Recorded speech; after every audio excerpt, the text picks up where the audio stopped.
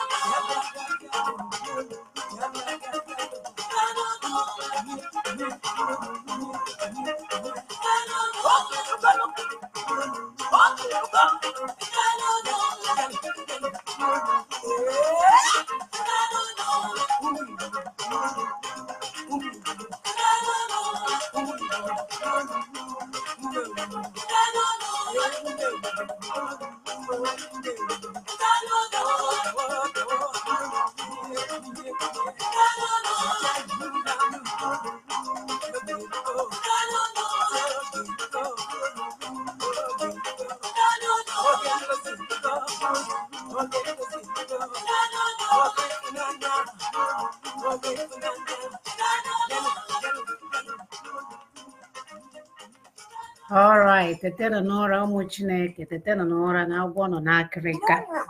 Oh, okay, my technology is running over here. I don't have an assistant. I'm trying to do all this by myself. So Muchineke, Tetera Nora, we are serious about this song. Is very important because a lot of us are awake, but we are still sleeping. So we are looking for our people to wake up spiritually, because that's where things are happening. So if you are sitting here thinking that, you've seen it all, you haven't even started, Chukwokika Biama is revealing a lot. So good day, Biafrans, friends of Biafrans, and lovers of freedom all over the world. My name is Mona Jim Saga, and I am here in American Biafra. I love both countries. I love my American, I love my Biafra. So I'm American Biafra. I'm here in Houston, Texas, and I have my sister, Augusta. Please, sister, introduce yourself. Hello, Biafrans all over the world. My name is Augusta Anosike, and I am in Richmond, Texas. A proud Biafran American. Yes, dear. Yes. And then I have my wonderful sister, the one that lives in the land of Kentucky Fried Chicken. Sister, please introduce yourself. Greetings, my people of Biafra, friends of Biafra, lovers of freedom. My name is Wada Eputosinamadi Begin. I'm here in Lexington, Kentucky. Thank you very much. Thank you. Of course, Asumu Chukwu Kabiama, we do not start anything without giving him his due respect. So, dear Lord, as we face these uncertain times in our land, we ask you, Lord, to dwell amongst us. We are comforted by the knowledge that you alone are our maker and our redeemer and the ultimate master of our lives. We trust our land to your loving care and protection. Lord, send your spirit to touch the hearts of our people. Give us the wisdom to always tell the truth, know what is right, and the courage to do it. Give us your light, your truth to guide us in our ways so that we may only seek your will in our lives and impart the word around us for your kingdom. Rock of Ages, we know that you have strategically placed us, especially those of us in diaspora, for a time like this, a time to speak for the weak, a time to speak for the voiceless. You have also endowed us with power and authority and wealth to build a nation where other Africans will ultimately gain their freedom and create a continent fit for human survival. You know that we are not asking for something that does not belong to us, but rather something that will liberate mankind. Therefore, Chukwukika Abiyama, we are asking for your intercession as we play our part in actualizing this God's mandate. In Chukwukika Abiyama's name we have prayed. Amen. We want to thank our brothers and sisters. Amen.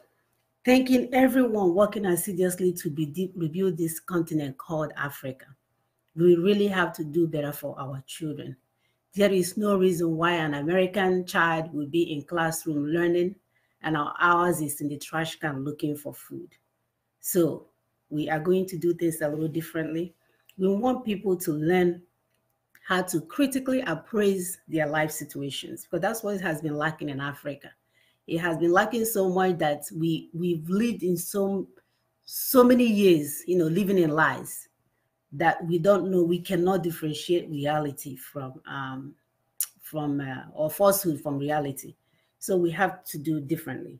So the goal of our today's show, we have goals of today's show are to learn how to analyze problem from the beginning to end, to know when to begin to solve a problem, how to acquire a problem-solving skills, and improve our ability to reason very well, how to categorize problem into urgency or emergency, because there's two of them, being able to differentiate both, how to be a doer and a stakeholder, and not just a follower or a spectator in a matter that affects your destiny.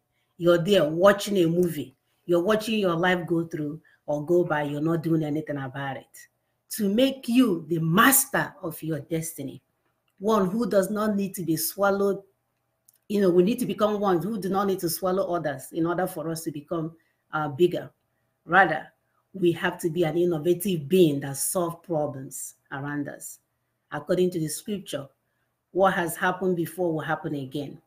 What has been done before will be done again. There is nothing new in this world. Therefore, we must we must know how to copy and paste. We must learn to copy and paste very well. The first step in solving any problem is to observe and agree that it's a problem. That is the biggest issue and challenge for Africans. They want to laugh about things that is going to kill them. They want to make movies. People are, pretending like nothing is happening around them. Then, of course, once you agree that it's a problem, you've observed and agree that it's a problem, then you try to understand, define, and categorize that problem into, is it an emergent problem? Is it a life-threatening problem so that it can be tackled immediately? Is it something of urgency? It's not life-threatening, so we can wait a little bit. Think of all the possible solutions. There's no problem, or there's no, how should I say this? You may have to write some of these things down. So think of all the possible solutions depending on the expected outcome and the available evidence, and even maybe resources around you. Solving problem will involve setting up different theories. What has people used before? Constantly assessing and evaluating strategies, implications, and outcome. Taking different levels of risk. You must acquire new skills to do these things. So when you decide that, hey, this is what I'm going to do, fine, I have not jumped before, but this thing that I'm trying to do requires that I jump. This is the time for you to go and start learning what it takes to jump safely, so that when you jump, your own will not become something different. And what this means, you have acquired new skills. This is something you weren't able to do before. Now you're able to do it. In English language, it's called competency.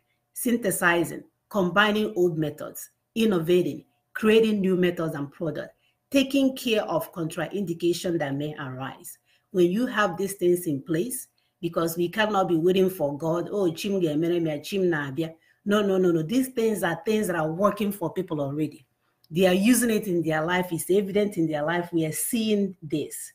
We're seeing these things that they are doing, and we know it works. So there is no reason for us to innovate. We've been talking about innovative. What we're saying is that when you copy and paste, that you can up the game.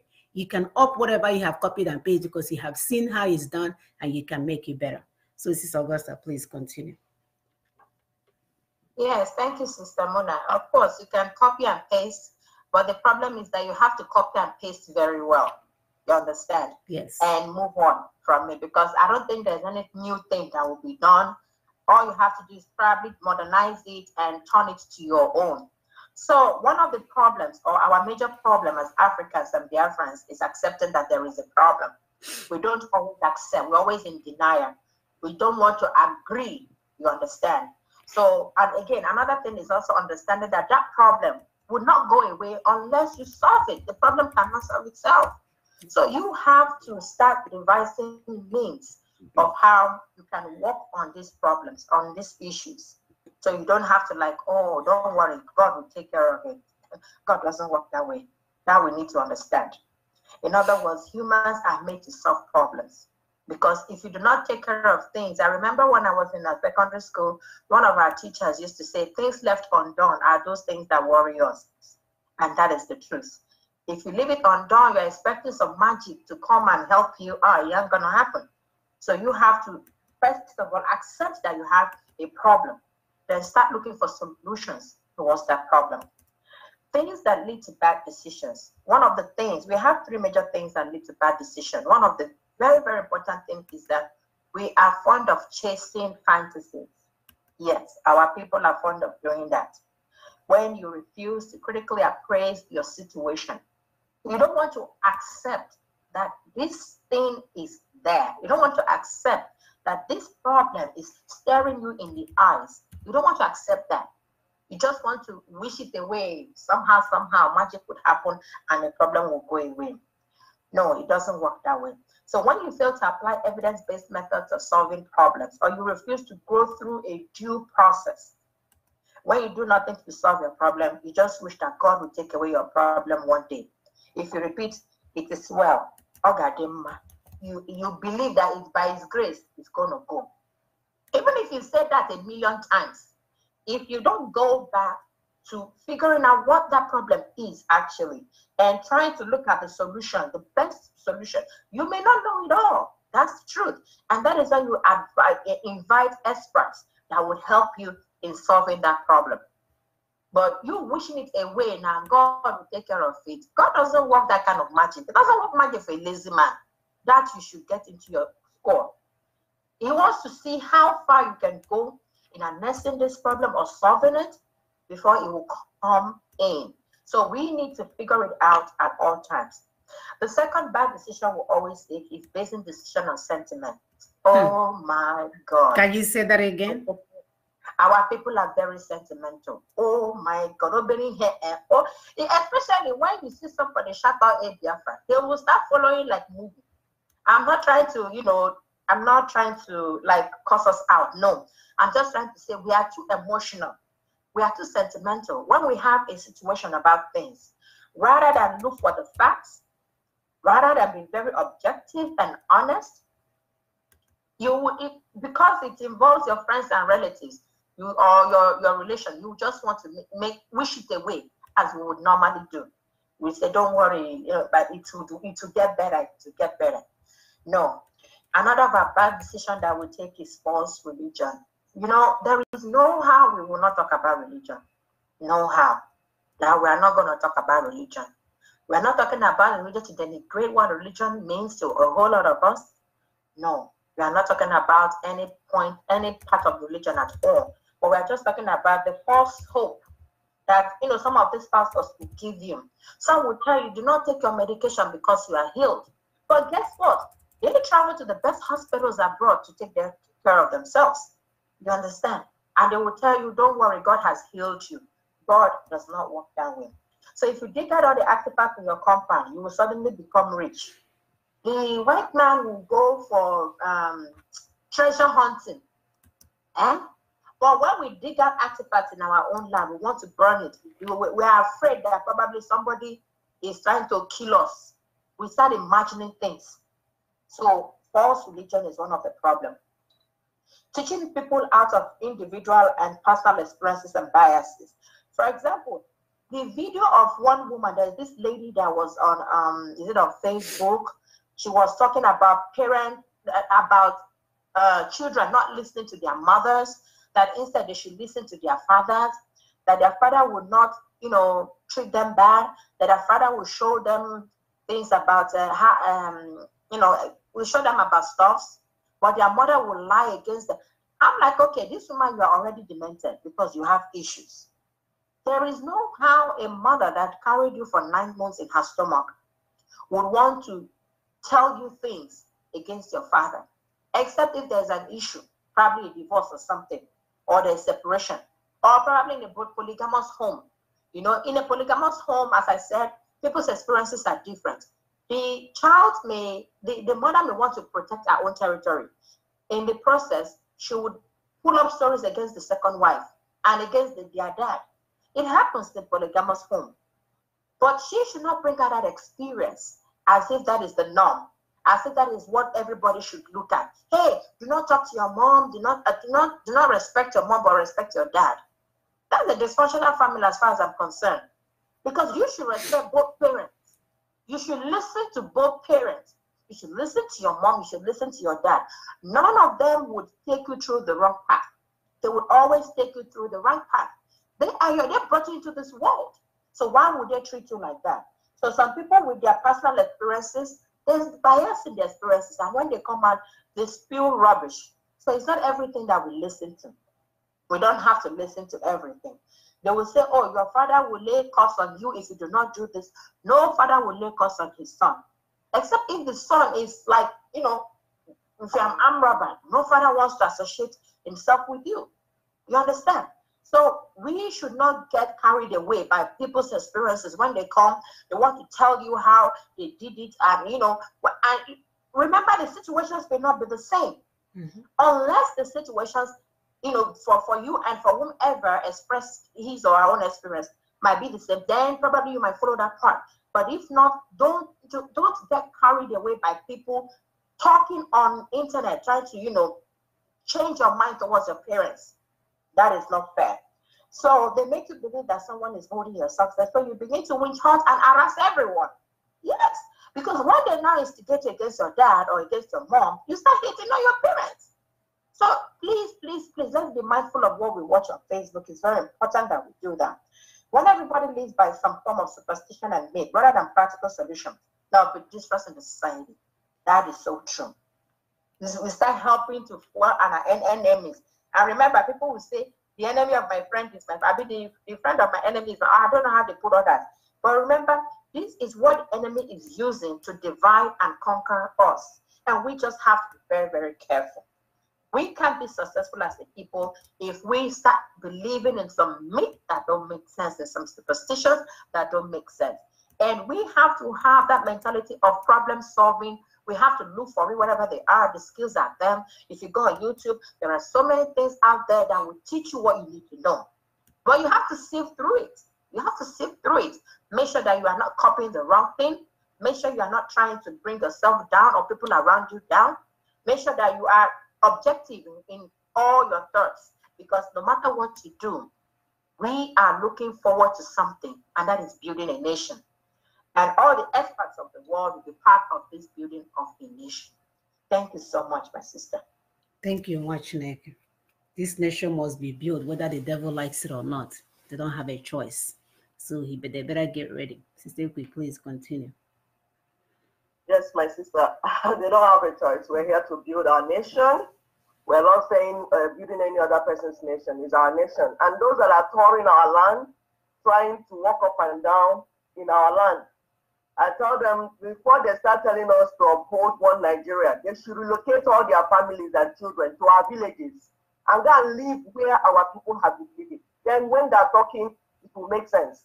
And when they say Commonwealth, they should make their visa and their citizenship to be free of charge. So that every member country can be part of it and have it everywhere. That's when you said wealth is common. Sorry, my sisters, I just deviated, but let me go back to where we are. Right. So we're talking about, critically appraising our life situations. We must understand that our duty and commitment as a people is towards building up ourselves and our nation.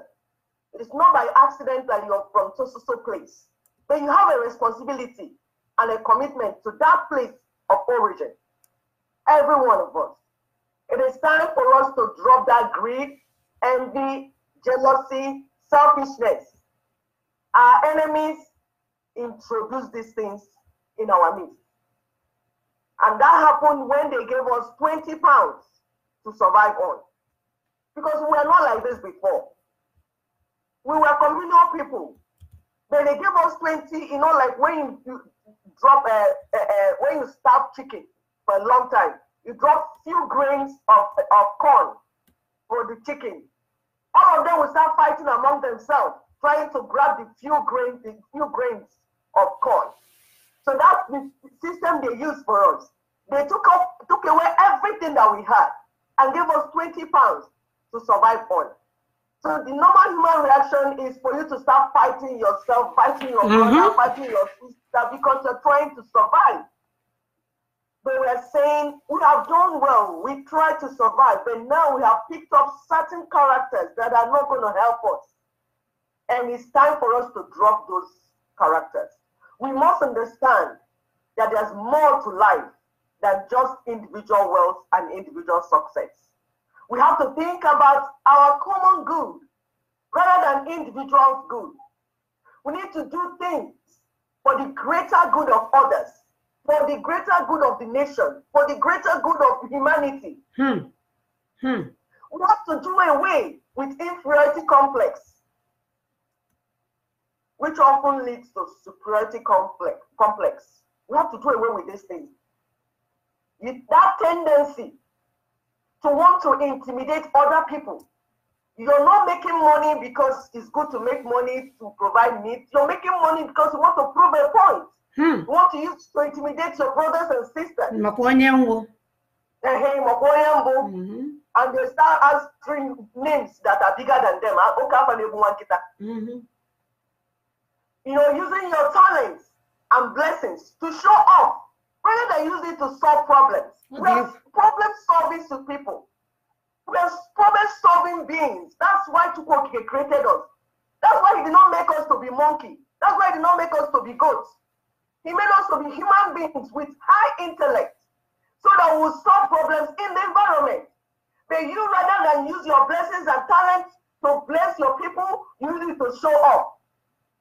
You see, that means to compete with someone. Maybe somebody that trained you, someone that was bigger than you before. Once you just get money, you want to go and show them that I have now arrived. I know. Like my sister, I will kill you, I will do this, bragging up and down. It's the absolutely immature way of reasoning. Yes. Not so maturity at all. We want to think more of leaving a good name, leaving a legacy for our children. Yes. And younger ones coming after us. That's what we used to be. That's us. That good name is better than wealth. That's who we used to be. We want to start going back to those places. We want to become role models for the youth and the children. That unnecessary competition on show off is putting too much pressure on our people. When you have a wedding or burial, you go there spreading the money that I don't know where you stole from. When you do all that, you're making our people are used to be under pressure to succeed. And that is why we have so much crime. Because it changes video going around of a little child. That boy, I don't know how old he is, in SS1. He said he wants to go and that wants to, you could see what is already in his head.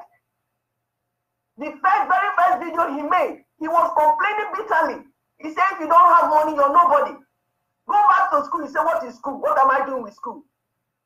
Any day a human being stops learning, that's the day the human being starts dying. I say it again. Any day as a human being, you stop learning, that's the day you start dying. But this is our younger one that needs to learn a lot to be alive and succeed. He's saying he doesn't want to learn anymore. He just wants to go and get money and come and start intimidating people. Because that's what the poor child is seeing in the environment. That's what he's seeing. That's what he's seeing. That's what matters. Money. So to begin to look at these situations of our life, these things that have happened to us, we want to begin to look at them critically, begin to analyze them, begin to appraise them so that we provide correct solutions and know how to get ourselves out of this horrible mess. Thank you, my sisters. Thank you, my sister. It is a mess. It is a mess. When a child is saying now, I don't care about school, all I care is about money at that age, and his counterparts are here in America learning how to build a nuclear bomb, so that even when he gets that his so-called money, they will tell him, if you make noise, you will see your forefathers in 1 second. So we need to be up to par with our counterparts. We cannot reduce who we are. We talk about leaving a legacy. Leaving a legacy is a thing here that, in my opinion, that created America. There's a guy called Rockefeller in New York. This guy's wealth, I've never seen the guy ever, but his millions of dollars and billions of investment that he had is still echoing into eternity. So even when you come from a little village in the zoo country and you're here, you're hearing about it. Yeah, what our people are, instead of emulating such, knowing that it works. When you give money, you have such money, you use it to build a university, give people scholarship, create job for them when they come back. What else are you looking for? You didn't intimidate anyone, but anyone, even the little me that lives in Texas, I don't know where he lives in New York. He used to live in New York, but I can hear about him and still feel the effect of what he has done. So what we do is that we use our $1 million to bury a dead person. Meanwhile, I'll give an example in my village. Meanwhile, there is a school across from my house that my children that have been to the country, they've gone to my our village 3 or 4 times. They swore to God there is no school there. I didn't even know they didn't see it. They said, Mommy, there is no school there. This is a school like when you're driving outside the gate of the house, you're really looking at the school. They said they've never seen it because it's so little, it looks so debilitated. You wouldn't even know, I guess, American kids, they didn't even know it was a secondary school for that matter. Meanwhile, this guy was bragging about burying the father with 100 million naira. 100 million naira. People were coming. The story was that the cars that came lined up from here, from one village market, our village market, to the next village market. So they literally have to send a car to be picking people up to bring them back to the main compound. And it was people we are like, wow, this is a dead man. Meanwhile, there is a college that this guy could have easily used that, build that school, put the best technology in that school, pay the teacher's salary for 4 or 5 years, put the children there, make sure that they graduate. They will be in the village graduating the same thing American kids are reading here, because that $100 million, naira, could have easily done that. But what did he do? He used it to bury the dead.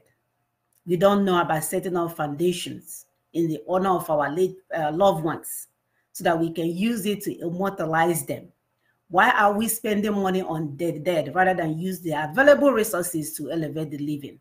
By now, we should know that the evidence around is telling us that no amount of money that we spend on the dead will impact them. They will never wake up. It is a case of medicine after death. So, we must learn. We must learn to use the resources that we care for. That we have to care for the living. When you are doing your burial, instead of asking money, bringing goat, Ask for things that you can use to elevate your communities. There is nothing wrong with that. And put your parents' name on it. Put your parents' name on it. Do not use your money to fly people from Abuja to come and visit you, to come to your father's burial, just for you to prove point, excuse me, that you have people in Abuja. Please, we must have to learn how to give for the greater good. This is how other nations become great.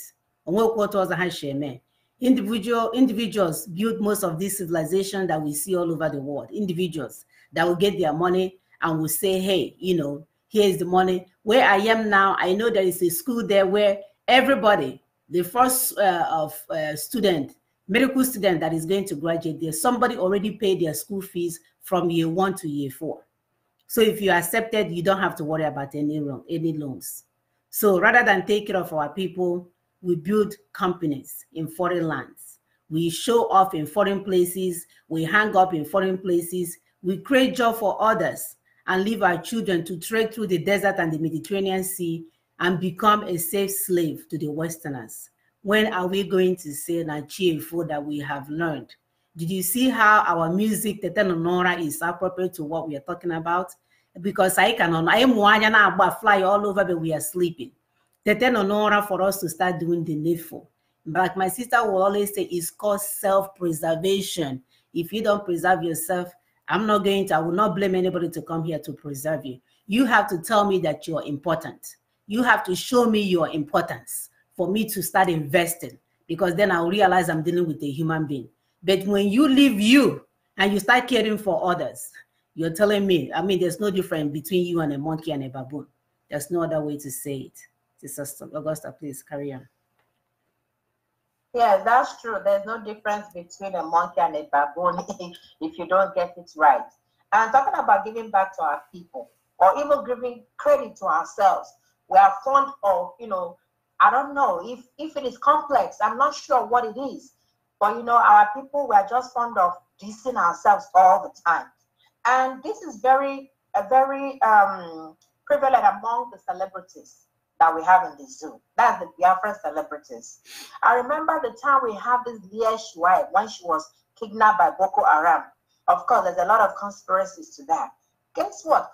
The stallion, or whatever she's called, a musician back in the zoo, did a video asking for this girl to be released, which is a very noble thing to do. Do not get me wrong. It's a noble thing to do. But I haven't seen her lately, especially during the Ochanja market, where a mother and her baby were roasted alive like suya. I didn't see that. When it comes to our own people, we keep on shortchanging ourselves. We keep shortchanging ourselves. Because for some reason, we hate us. I don't know why we do that, but we keep changing ourselves. Now, let's remember sometime the footballer Sunday Olise. His name is Sunday Ogochukwu Olisa. He said that he's not Igbo. Nobody asked him. People did not even ask him. They just introduce yourself. He said, my name is Sunday Ogochukwu Olisa. I am not Igbo. I'm from Abogo, from Delta State. I'm like, duh. Who cares where you're from? With the duh. Nobody asked you Igbo, nobody. Well, you wanted to tell people that, hey, I'm not an Igbo man, no. So look. Guess what? He started crumbling down from that day he made that. He denied himself. He denied himself. Heritage. He started falling from that very day. Because guess the people that watch football, we are the one that will pay to watch Arsenal. We are the one that will pay to watch Chelsea or whatever. I don't know this football club. I don't know. But guess what? He started falling down. His coaching, whatever, did not even pan out. Yeah, because you denied your heritage. You don't do that. Our people are fond of doing that. Now, let's remember this prolific writer, Chimamanda Adichie. That lady writes good. I bought most of her books. She wrote the Half of a Yellow Sun that is pertaining to Biafra's story. She actually wrote this story because she lost one of her aunts in the process. And I think it was dedicated to that aunt that's still missing or probably dead by now. The imagery, everything about that novel was, oh my God, aesthetic. And the video came out on Netflix. I did not just buy the book, I also watched the movie. And when we were campaigning and struggling about the Biafran thing, this lady came and said, oh, I did not make such statements. You talk about a book, about a story that has to do with the war. And when there was probably there was an article, or probably, I don't know what she wrote, she just denied she ever did that. That is who she is. And by the time I said our other book, The Feminism or Feminist, there's this book that she wrote recently, that book didn't do well. Because there's so much hypocrisy in this lady. She will tell you you're a woman, you can do whatever you can do, you don't have to get married. Oh, she's married to a very handsome dude. And she has kids. And she's telling you not. So that's the problem, the hypocrisy that our people put out there. She's all about her money, my dear. She has to collect. She made so much money with that novel because our people were passionate about the story told. She made so much money in the movie. Netflix had it for some years before they yanked it off. You understand? Because people were passionate about it. You understand? But she couldn't lay claim that, hey, I did this and I did it for my people. She doesn't want to associate herself with the story she wrote. That's hypocrisy.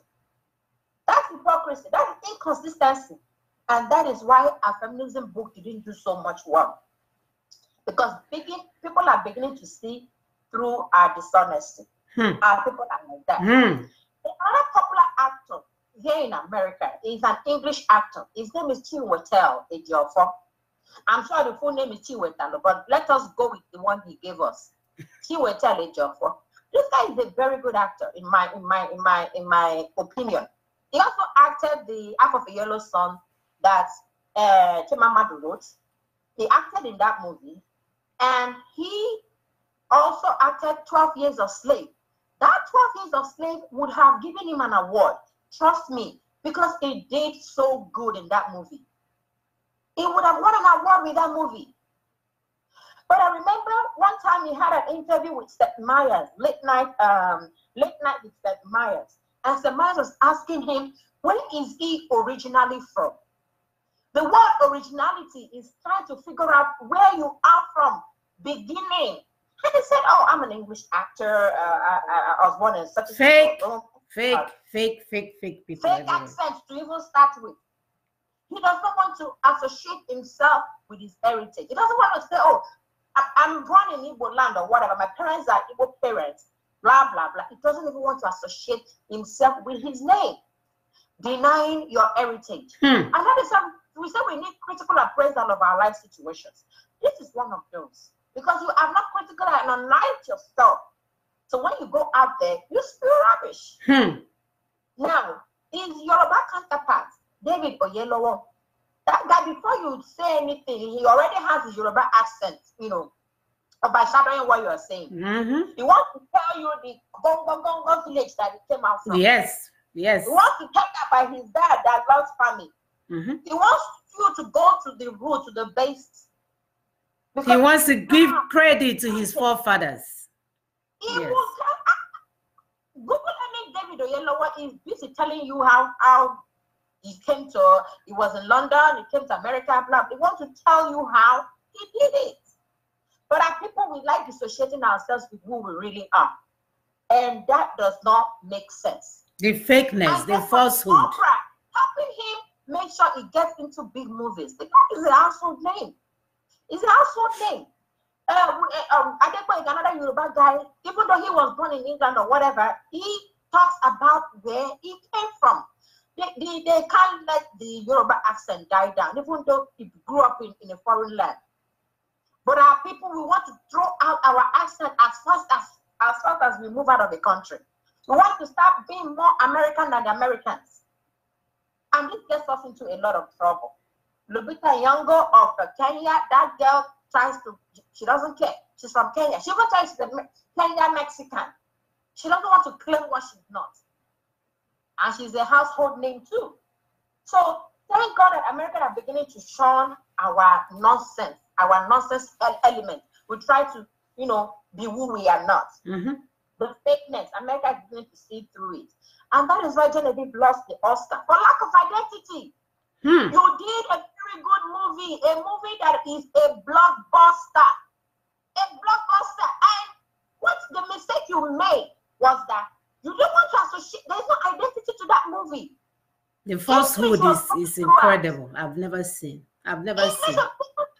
People that are so blessed and you're ashamed of yourself. Blessed. She's gonna meet Oscar because even if look in America here, if you're an ordinary nominee, your head would be spooky.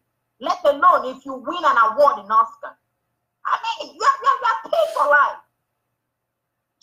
The transcription was announced that I don't even know how they did it. And they spoke Igbo most of the time. She did not want to associate herself. And when asked, she said we were colonized by the British and English is our normal language and all that. She said that ingenuity, America does not like that. You know, fakeness, America does not like it at all. If they catch you lying, it's over. The interview is over. They don't like it at all. So that is one of the problems that we have. We need to start giving ourselves credit because we deserve it. This is a horrible way we rob our people. You understand? Because if you had won that movie, this way it would have brought out to. And she's a celebrity. In all honesty, I knew her growing up. You understand? I knew we used to live in the same community in those days in Abuja Surulere. But I'm telling you, she has really worked hard. She's supposed to earn this. But the minutest mistake is what takes you off of the game. And that is the mistake we're telling our people to wake up. They tell you, no, that is a song that we brought out today. So you wake up and start getting the real thing. Start embracing your heritage. Start showing off your Biafran heritage. Start telling it to the world. Start selling the word Biafra to all and sundry. Start making them understand that this country that we're about to get is going to be free for all. Start using your profession, like all these musicians. Start using whatever you do to propagate the Biafran cause. It's going to benefit you eventually. If you don't do that, you will lose at the end of the day. You will think that you are doing us. Now yourself they do, not be us they do.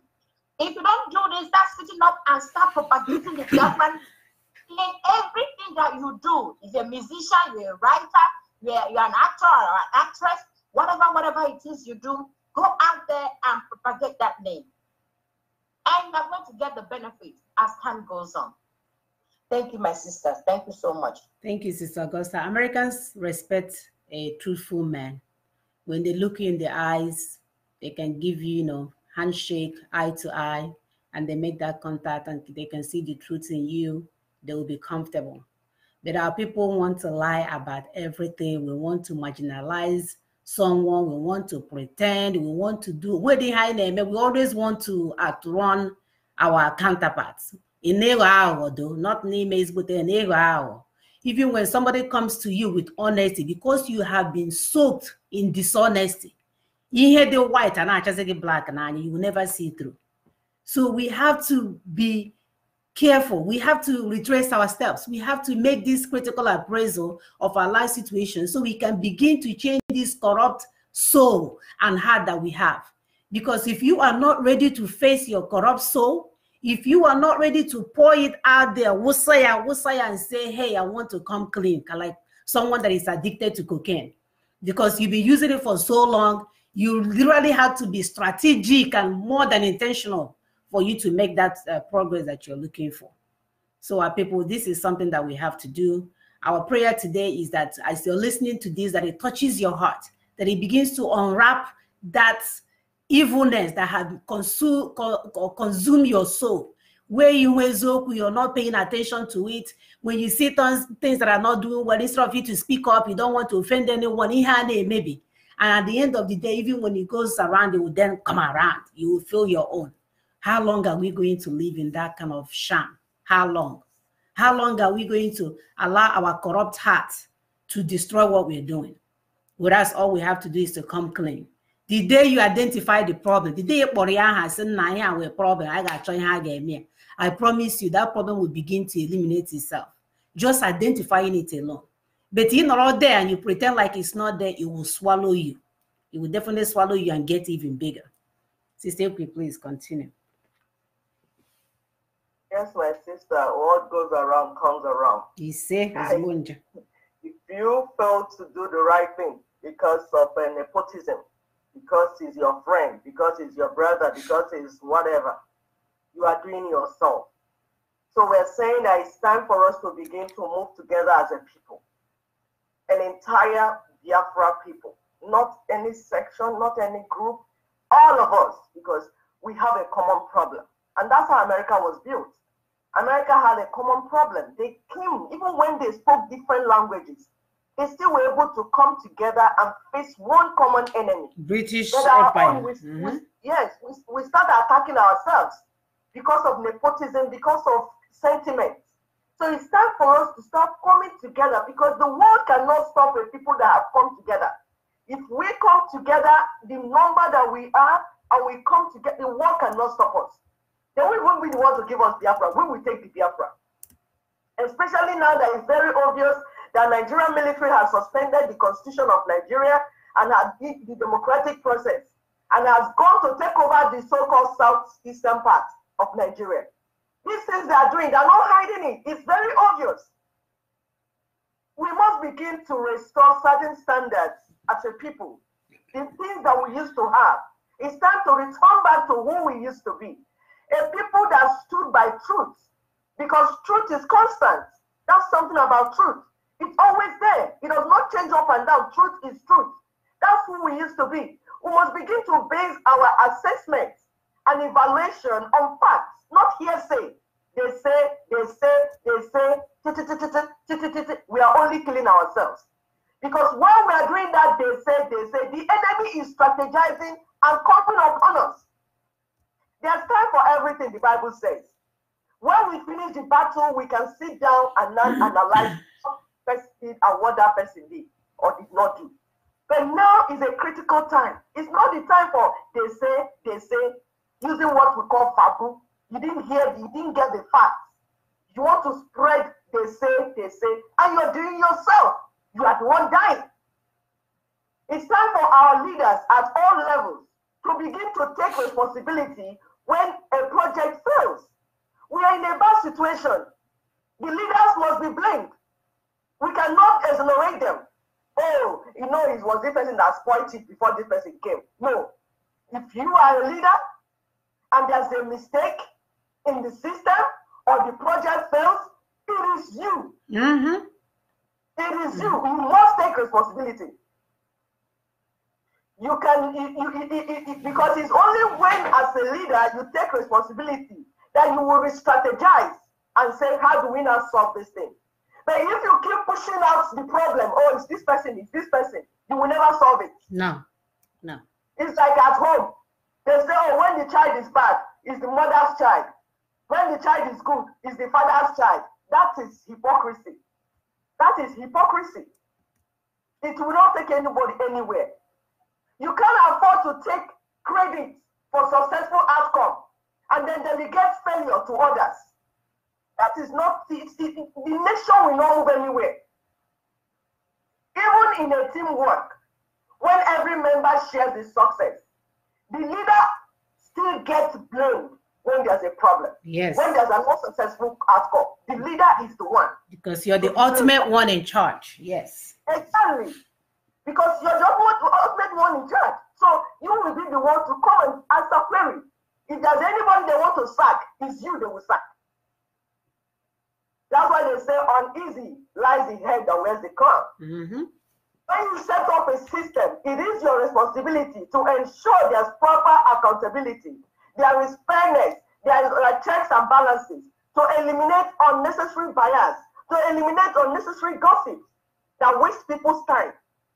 And even to eliminate the so-called saboteur and sabotage and all that. There are things that people put in place to make sure that a system functions smoothly. That there's fairness and equity. This is what we as people need to begin to do. It is important for us to fully engage everyone in whatever we're doing. It's important for everybody to be busy. Everybody must do what is expected of that person.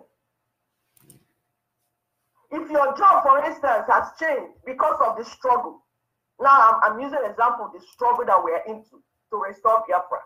So many things have happened to us as a people. And because of this struggle and responsibility of some of our brothers and sisters, especially those at home, they're not able to do certain things that they used to do to provide for their family. That's a problem. That's a challenge. What do you do if you're in that situation? You learn a new trade. You learn a new skill. You acquire a new skill. Because life goes on. Even as we're in this struggle, your people need to eat food. Your children need to go to school. Things have to go on. Even when we had Biafra genocide, our people were not idle. They were fully engaged. Some people even say that the nation prospered in those 3 years, even when there was war going on. That was when they made so many innovations. They created new jobs. My brother told me how they drove car with hydrocarbon and whatever they synthesized for months and years. So they were not jobless. People were using their skills and talents to provide for their family. This struggle is not different. It's time for us to diversify. We need to diversify because life goes on. Your children will not wait for you to finish the struggle and restore Biafra before they will start eating. They will not wait for you to finish the struggle before you go to hospital. Sickness will come. Life will happen. Things will happen. People will get pregnant. People will give birth. That's reality.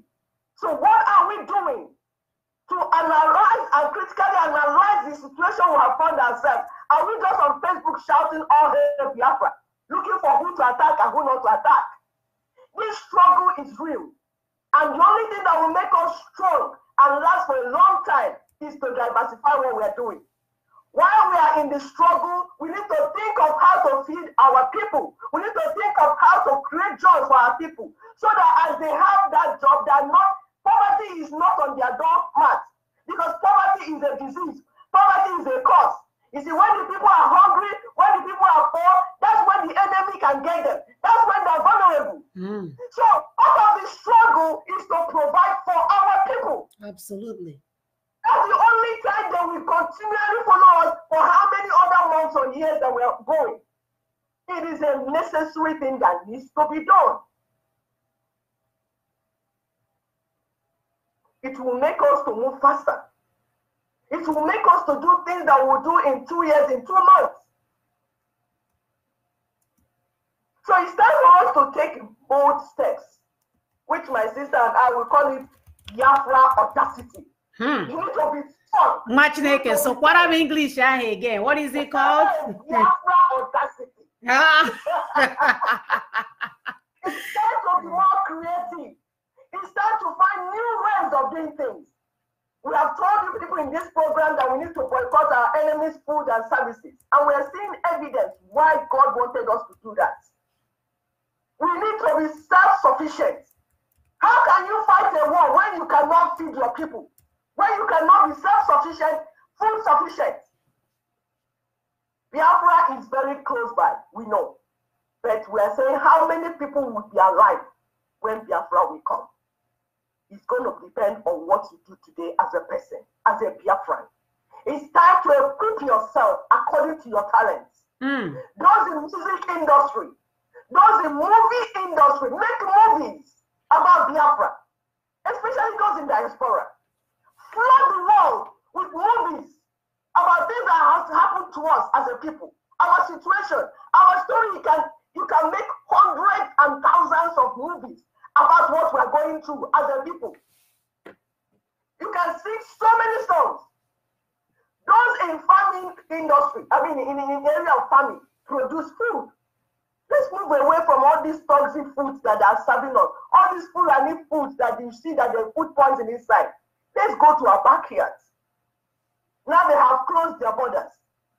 But if we have food in our land, at least we'll be eating. We don't want a repeat of what happened in 1967-70 when they killed all of us out with starvation. We don't want that. We even called our people and said, relocate your businesses. Relocate your businesses to Biafra land. We even made offer for someone that will help 10 people to relocate what we will give to them. We even mentioned the marketplace. We even exactly. did. We did. Now, has reset loose in all the markets. They are burning everywhere. Because they recently burned the there's the market in Ebute Metta, the wood market in Ebute Metta, Okobaba or whatever. I think it's Okobaba. They recently burned, I think that was yesterday. So these people are strategic in their pursuit of strangulation towards our people. They are strategic, they know what they are doing, and they are doing it step by step without even a gunshot. So our people have to start waking up. That market in Okobaba or whatever it's called, they need to just start moving. Move gradually, move your businesses gradually. If you don't, it to be the same story over and over. They're not kidding, or chanja. They know what they are doing. So we just need to start getting it right. Getting it right and start moving, relocating our businesses. Sorry about that. Yes, my sister. You see what we're saying? Because when you tell some people now relocate, they say, they even burn your chanja. No, what we're telling you is that if you move as a group to go to somewhere in Biafra land and build a business there, even if you're coming from South Africa or whatever, you see, you will put things in place. You will know that you will use iron, things that you will build it that will resist fire. We have these things available now. Like my sister said at the beginning, what has been done before. Nothing is new under the sky. There are things that you will sit down that when fire gets in, it will not even burn. There are things like that. You will not put security measures in place because you're in your father's land. So you will know what to put in the market that you have built for yourself. So it is important that we see that we don't wish things away.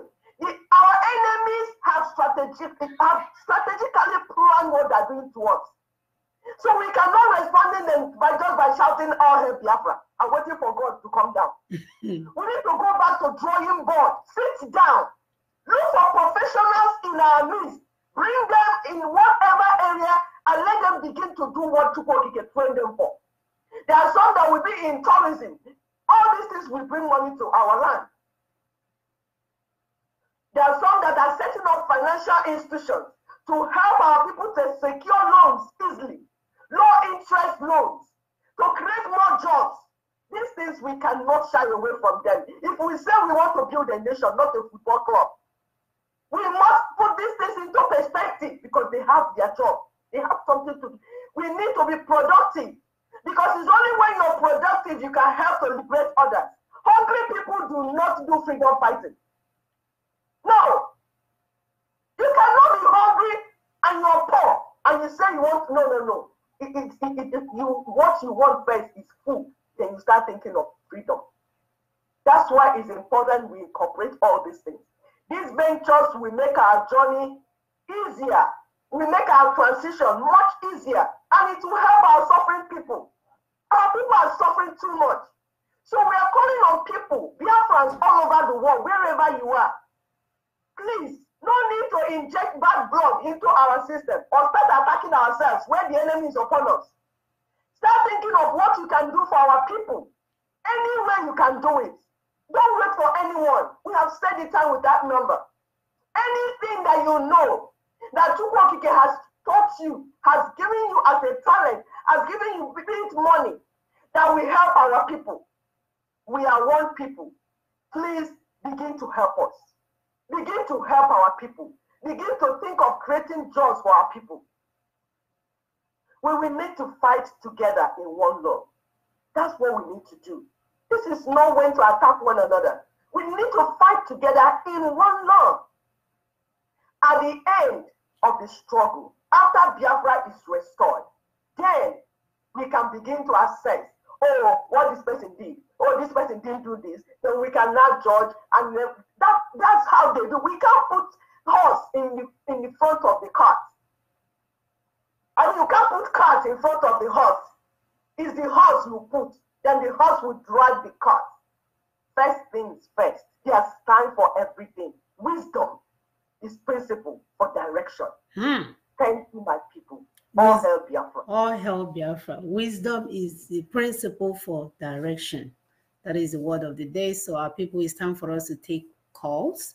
Our numbers remain the same. It's +1 281 643 7283. And there's a direct line 774. I know it says sisters line, but anyone can actually call that line. 7+1 774 338 094. Ooh, it's missing a digit. Pardon me, let me see.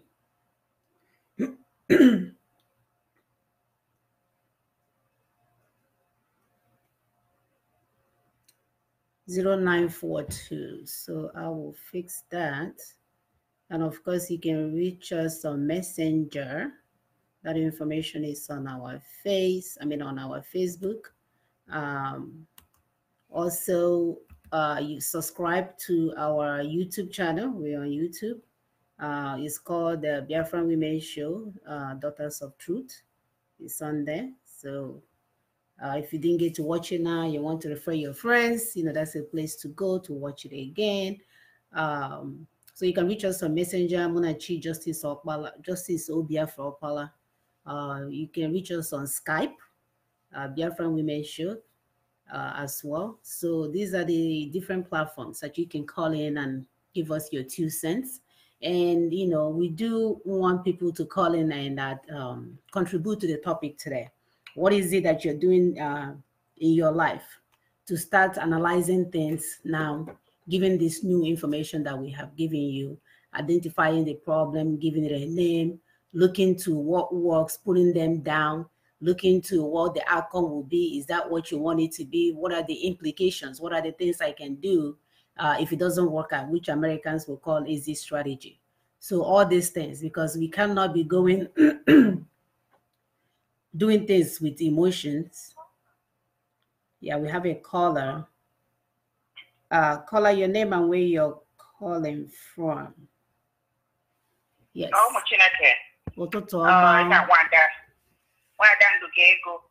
Madam, no. Thank you. So, this topic, critical appraisal of life situation. This is a very good topic, which is loaded, actually. It's loaded. So, it's loaded in the sense that family is involved, because life situation, like I always say, everything stems down to the family. So there's this thing about I don't know whether it's African or I would say black people, black in general.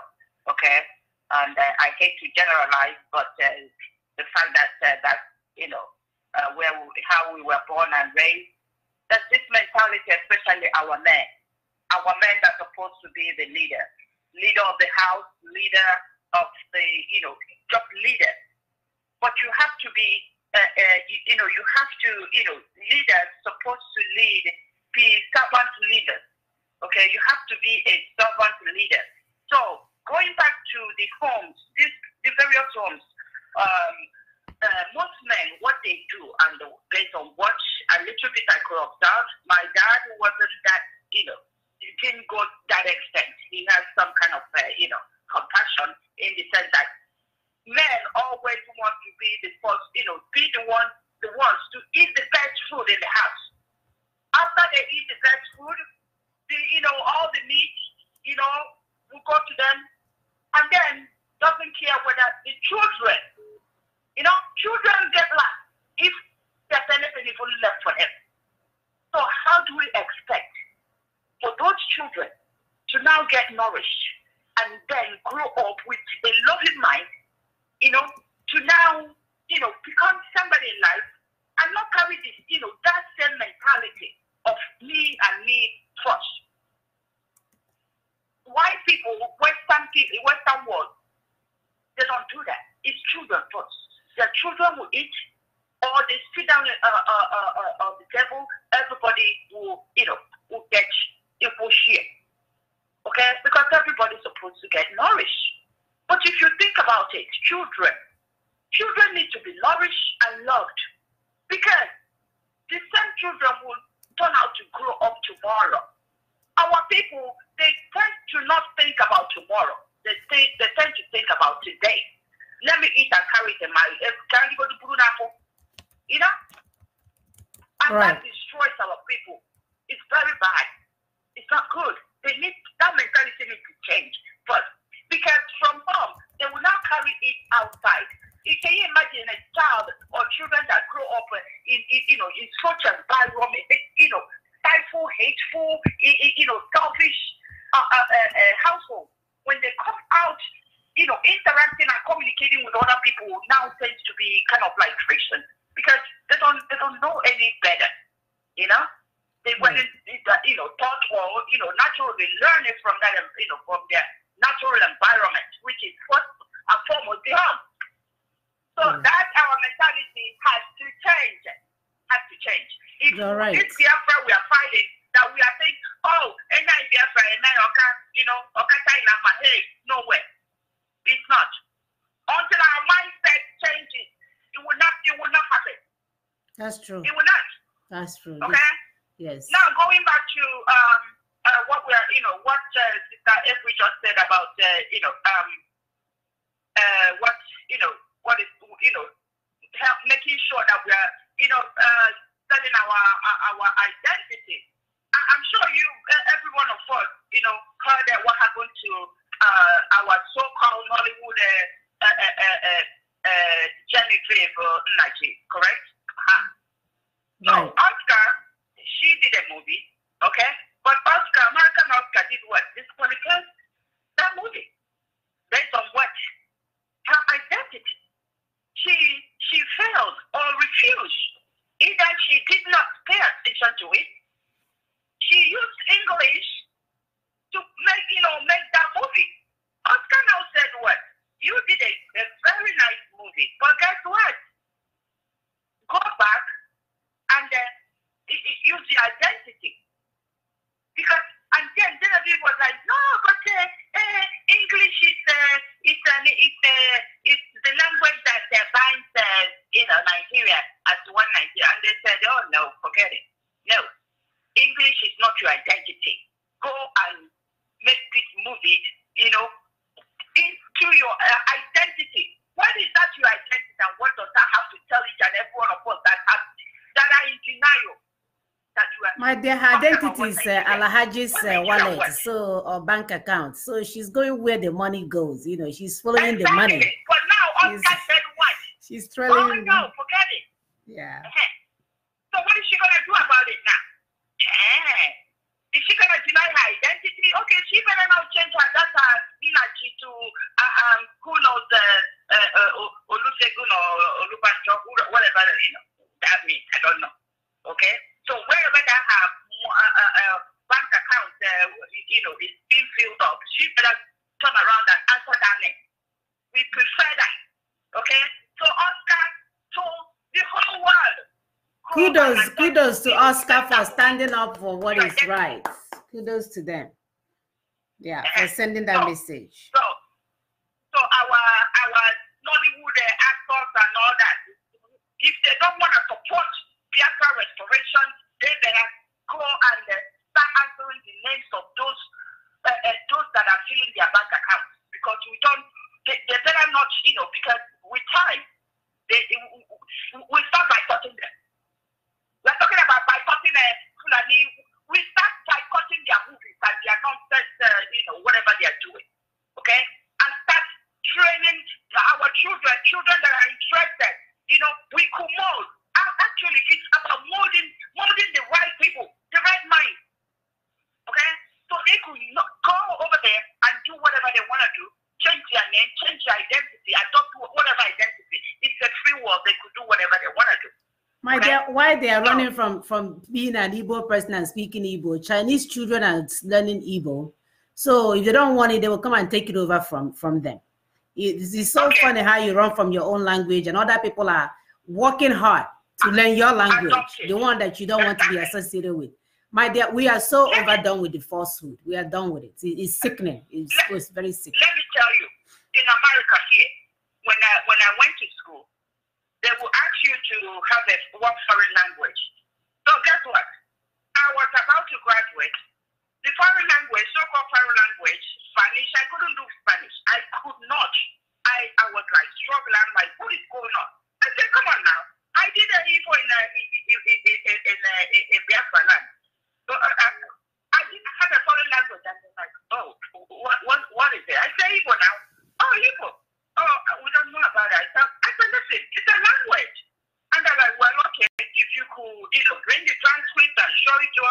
we could consider it. I'm like, hey, here we go.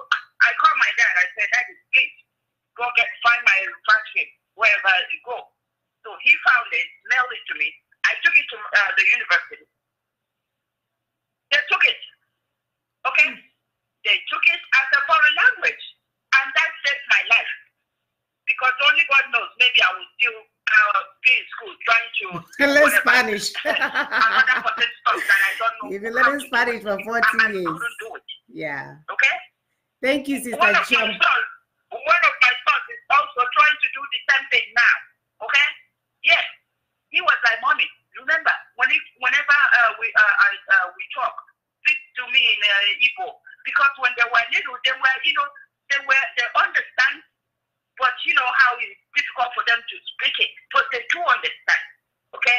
So every little here and there, the way they will sound and but they know what you're saying. So now he's about to graduate. So that they said, okay, you haven't taken foreign language. And he was like, but I have another language. And they're like, what is it? Igbo. Oh, Igbo? Okay, we're going to test you on that. So how they're going to test him, I don't know. So I refreshed with him the other day, at least part of his body, the body structure. He knows that. He knows all of that. Okay? And the basic kutelu mumiri and all that, he knows all that. So that will save him, from not being withheld or from, graduating with, at the right time. Right. So we need to start claiming our identity. People will ask me, do you speak another language? Yes. What is it? Igbo. Oh, what is that? I say, it's an Igbo language. Well, what else? How else do I explain it? It's Igbo. Look it up. Okay? So our identity is very important. Yes, my dear. Now, thank you. Talking about what is going on now, the strategy, Fulani strategy, destroying our people's properties, let me tell you, our forefathers made that mistake. Before during the colonization or whatever, when almost when northern part was where it's happening, okay? Even my parents, my grandparents, they all live there in North Zaria, whatever, right? So the other day I was asking my dad, I said, how did you guys make that kind of mistake? He was like, no, it wasn't a mistake. It was because at that particular point in time, let's call it civilization, was in the north. Because Britain came and settled there. So I said, but people are the ones that are, hardworking, so why did they go there? Why did they know these things they come to you? Right. I said, how is it possible that I'm a farmer, I have a farm and a barn full of yam, and a customer wants me to be the one to carry my barn and come and settle my barn on his property wherever he is. Okay, and then when I harvest my yam, instead of my barn close to me, I will travel to my customer's place that he wants me to have my barn. I see it doesn't make sense. Right. Then after the war, of all the experiences they had, they still went back. What foolishness is that? Look at our forest. Look at the herdsmen are camping in there. Why could we not just, develop that area? Right. Thank you, Sister Choma. Thank you so much. We have other callers. They're missing phone calls. I know it's so frustrating. It's so frustrating. But thank you. The life situation, the mindset has to change. If we seriously believe we want Biafra to be better than every other nation out there. So thank you. Thank you so much. Thank you so much for your contribution. There's one point that she made about, we not teaching our children our language. It is so true. We all made that mistake because these people put in us, and this is one of the way of critical appraising your life situation. We cannot pretend like we have not messed up. We messed up. We did not speak our language to our kids because we are trying to appeal to everybody else. We are trying to appeal to our slave masters. We are trying to appeal to our current slave masters. We are trying to appeal to our friends that doesn't speak our language. And in the midst, we put our language in the back burner. I for sure made that mistake, but guess what? We are changing things radically because I have, okay. Caller, your name and where you're calling from. Caller, your name and where you're calling from. Okay, my name is Ebere, calling from Atlanta, Georgia. Ụtụtụ ọma nwa Chineke. Definitely. Ọ dị mma. Okay. Ebere is from Abia State, Olokoromaha in Abia State, Biafra land. Oh, welcome. Yeah, what's your contribution today? Yes, first of all, I want to say thank you, ladies, for what you're doing. You're awesome. In fact, all the topic you're discussing today is very sensitive and dear to my heart. And an eye-opener for all you are saying. You have just touched on the key points. We've made our mistakes, but we're not going to go back there again. We're moving forward. Yes, yes. Because the thing is that they put all this in us, and it caused a kind of inferiority complex. Yes, that's the word, sister. And inferiority that's what complex. has kept us where we are. Yes. And they know what they are doing. Sorry, I want to, let me put on this. So, but now that we're aware and we're learning, what we're going to do, we're moving past that. It's how we can get off it. Because it's really eating deep into us, into our children, into nobody that didn't make that mistake. You can imagine going to Abba, a child that lives in Abba cannot speak Igbo. I know. Isn't that mad? Arrow, and the mother is telling you that they don't understand Igbo. They because everybody wants a child to belong. And I understand that. I'm not faulting anybody at this point because everybody made that mistake. But now the dice has been cast. We need to move forward. Yes. We need to receive sense. We need to receive sense. Fast. And I use this opportunity to say, I thank Mazonibi for the grassroots, what he's doing. God will bless all the leaders. Everybody has something to offer. Yes. You know, I particularly, I find when people say all hands are not equal. All hands are not equal, I agree. But none that is not well fed. Absolutely. None that is not well fed. Nobody will say you don't have anything. What is the Bible trying to tell us when he told us the story of the talent, the one that buried him? He's trying to tell us that it's not good to be greedy. Don't look at another person. You have got something. Do something wrong with it. But instead, the one that buried on the ground had nothing to multiply because he was looking at another people. Look inward at yourself. You have got something. All Biafra. Look, let me tell you, I stand anywhere and tell them that every Biafra, especially the people, are the people that truly the one Nigeria. We are the people that travel to all nook and cranny, turn what is in their backyard to gold, teach them trading, develop their place. That is the talent. That is what God has given to us. We are patient. It's only Biafra that will do 7 years, 9 years of apprenticeship with the master. Take all just to be free. And it is only the Biafra that is on also those days. But they noticed that thing and they want to separate us. Yes. What They did separate us. Money and title. And that's another thing we need to be very careful. I don't know what this craziness about title. Which Biafra comes. I don't know this craziness before. We know that Anna says that, but these days they do all sorts of rubbish with it. They give it to girls, they do all sorts of things. Before somebody, if you even call somebody that is a doctor, I have a cousin that we don't really work in good time. Why? Because he's a doctor. And I didn't address him as a doctor. And this is somebody we grew up together, we school together. I didn't even know what was the bone of contention. I used to call you Chimeze. All of a sudden, you say I don't put doctor inside them. Isn't that foolishness? Does that take away your certificate? That one theorem. Not theorem now. Right. But that is what they have put in us. My sister, they reduce us to nothing so many ways that all we are fighting for is to be something. So what do we do in order to be something? Is intimidate our immediate communities, you know, whoever is around us. We want to elevate ourselves in power. So it means if I have to answer doctor, I don't know my left from right, if I need to answer this, if I need to answer this. And at the end of the day, all your title cannot help you to produce what you're supposed to produce. Why is it that a white person can come with all the accolade? I work with a guy that writes books for medical school. He's known all over the world. Do you know if you meet this guy, he will call, and he looks so unsuspecting. He will call himself his first name. This guy basically grows almost $1 million a year. You will never suspect. You know, you will khaki pants. On a shirt, I think on a brand name. I think I'm a champ brand name. It's not even the expensive one. And then he's a shoe. That shoe he got here until he's running. Sister Mona, he buys them at Walmart.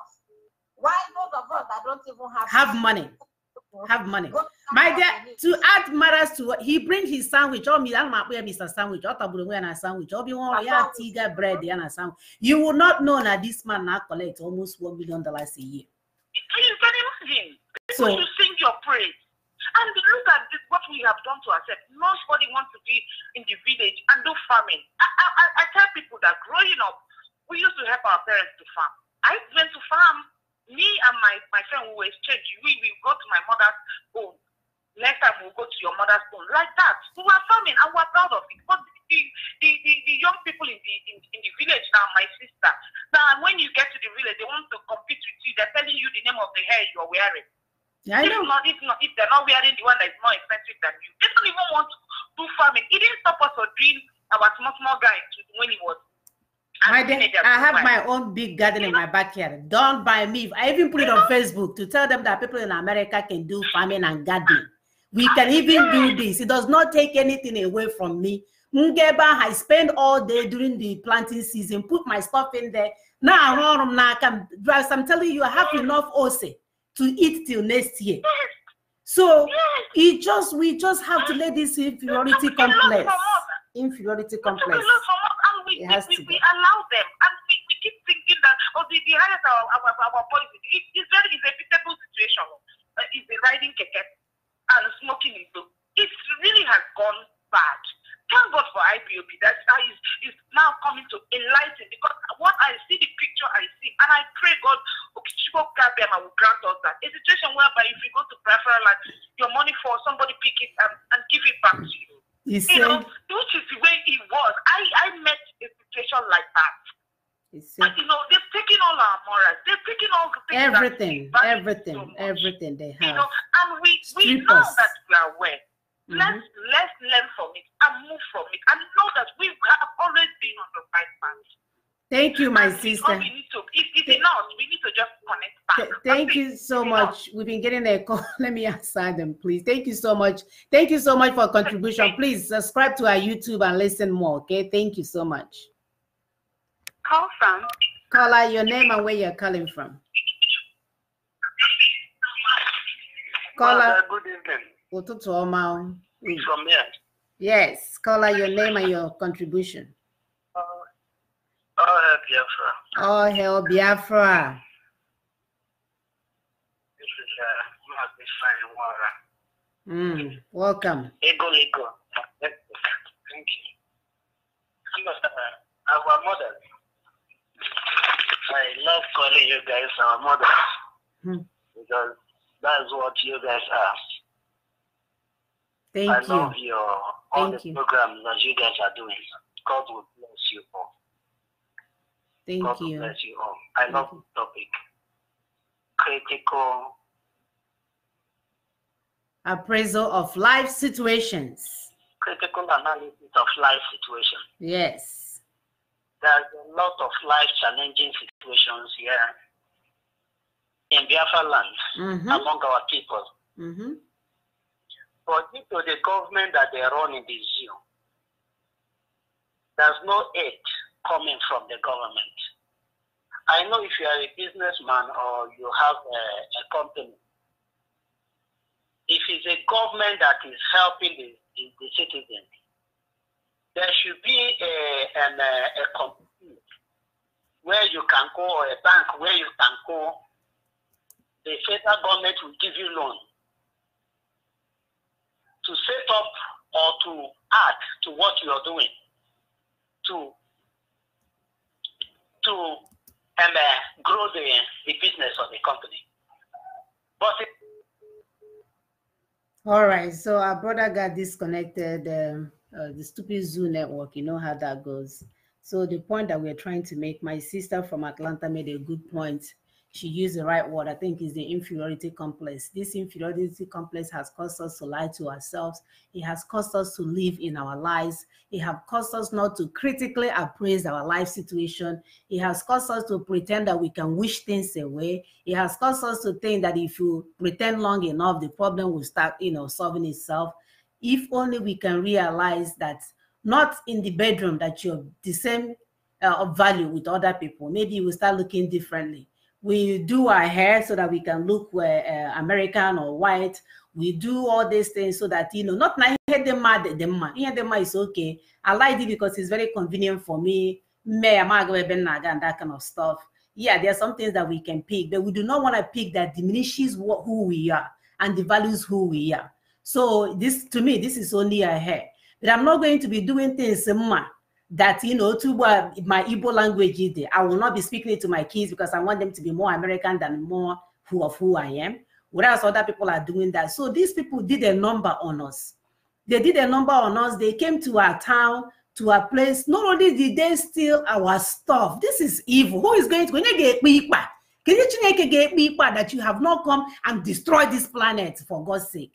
These people came to our land, stole our resources. It wasn't enough. They divided us as people, reduced our brain, our mindset to nothing. That's the only person that you have to respect. Onye na-eme ka onye ọcha, onye na-eme guy, onye na-asị English, onye gụrụ akwụkwọ, ewo. And all along, we thought no way ban.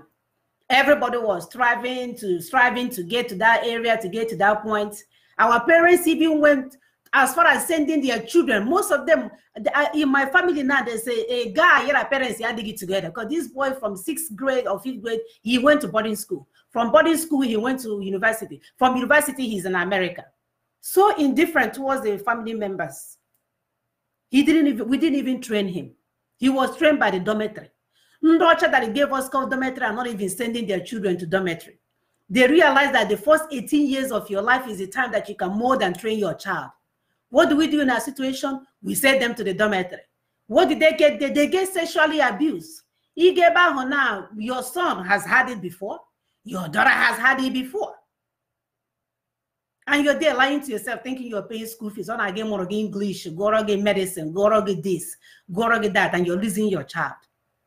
So when the child grows up and start acting differently, so all our family members are doing is to be gossiping. Oh, the guy is different. He doesn't connect with anyone. How can he connect with you? You send him off from 5th grade. 5th grade is 7 years of life.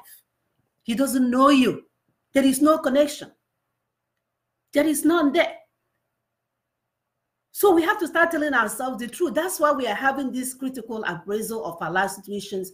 We have done things so wrong that we should begin, especially those ones that are obvious at this time, because some of them may not be obvious until right now we are seeing all these things. Everybody's like, oh, wow, this guy is definitely different. So when you begin to see the sign, you begin to look to solve that problem. Yeah, like a gallon of milk that is leaking. Instead of you to use something to seal it, you're waiting for the leak to burst open and the whole milk will go on the floor. These people destroyed everything about us. I think they did anything that they could humanly do to destroy us, but God kept us. For some reason, He kept us. What are we doing now that I need Tetanora for those of us? We play the song Tetanora. Tetanora. A lot of us are spiritually sleeping. A lot. We think we have arrived. We go to work, we come back, we have our cars. That's not what we are talking about. Who are you? Do you know who you are? To the core, do you know the underlying theme of your heart? Do we know exactly? That's why you tell people about things that is happening at home. They will say they don't care because now they have become somebody else. And we're trying to connect with these people. They are not even happy with who they are. because the zoo government arrested their development a long time ago. They came down here with the anticipation they will graduate and go home and go do this. They never went home. They're hanging in the air. They didn't plant themselves in America here. That's why we don't even have such a thing called Political Action Committee group here in Dubai. They keep saying, I'm going to go home. They walk and kill themselves and build more, a whole house at home, thinking they're going to leave. You big in all, you big in America, you're hanging in the air, you don't know how America mega. You might handle on them, you're just here. You can air hanging that will never come down in the mid-air. You're not going up, you're not coming down. We must critically appraise our life's situation. Sisters, please. Call us again. Yes, before our sisters kick in, please go ahead and call, because do not call when somebody else is on the air. We only have that one line. We cannot hang up on that person. So try to call as soon as you hear the person ending their contribution. So in that case, we can answer your phone call. So when our sister was online, a lot of calls were coming in. So this is a good time to call. The brother from Germany, this is a good time to call. There's no one calling now. You can reach us by messenger. You're already on Facebook watching. You know, if you click on the phone handle, you should be able to call us and we can take your phone calls. You know, you can call us on Skype, like you said, you can call us direct. So, you know, we try to make it many platforms available for your convenience. All right, sister, go ahead.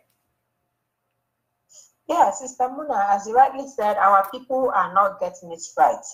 We have been taught rubbish all along. And until we start waking up and start shelving those things that were taught and start inculcating the right things, especially into our kids, it's going to be very, very difficult. You see, like that guy you talked about that went to boarding school, from boarding school, when they come back, they become queer. And you start wondering, why is this child queer? You understand? Yes, yes. They become very, what is it called? Indifferent. Yeah. Nothing affects them. You start wondering, why is this child queer? And before you know it, the next thought will be the mother will start thinking that probably he is spiritually disturbed. Or for again, like a pastor that will pray for him. While the pastor is praying for him, the pastor is collecting money for the prayer. You understand? And this child probably does not need prayer. It just needs probably motherly love and fatherly love to get everything in time. So that's the problem that we are having. And basically, our people don't get it. Our people don't get it. Now, the British sent one short engine or Igbo woman to come and come to Biafra land. Cheerful. It has never happened in history. I know, cheerful. There are criminals. Ndori. Ndori. Of Igbo land that Britain will send somebody to come and assess the place. You understand? The last time Prince Charles came, he went to Abuja straight. Abuja to Kano, that's where they normally go to. Yeah, they follow the money, my sister. They're following the money. Because they know that Agbo has entered Dindiga or whatever it's called. Our people are beginning to wake up. They know that the story is not the same thing anymore. They know that we are beginning to see, and we're talking about it, is there.